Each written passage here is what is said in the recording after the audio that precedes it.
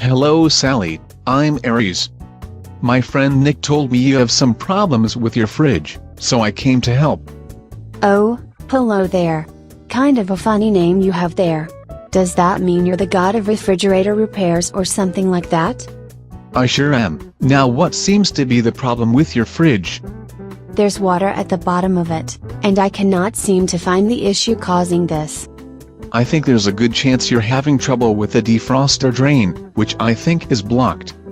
Just look below the plate, behind your refrigerator, and you'll see a channel where water collects while the defrosting works. Then what? You'll see a hole at the channel's lowest part, which leads to through the back of your machine. Use your magic to make that water disappear, and then use a pipe cleaner to clear the hole. I can do that easily. Is there something else I might need to know? On the other hand, you may have a condensation problem, so if your fridge is frost-free, goo is your #1 reason for the blockage, yet ice could also be it. Yes, you are right. I have a frost-free refrigerator. Check the drain of your refrigerator, and if there's ice around it, then you may have a different problem. If there's ice blocking the drain, just thaw your refrigerator.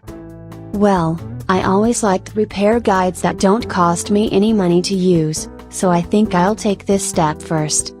If you want to speed up the thawing process, you may want to use a hair dryer, or maybe turn up the heat in your home.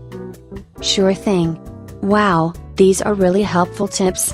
Paying you $10 is certainly cheap to be honest, so thanks a lot and hopefully I'll manage to fix it tonight.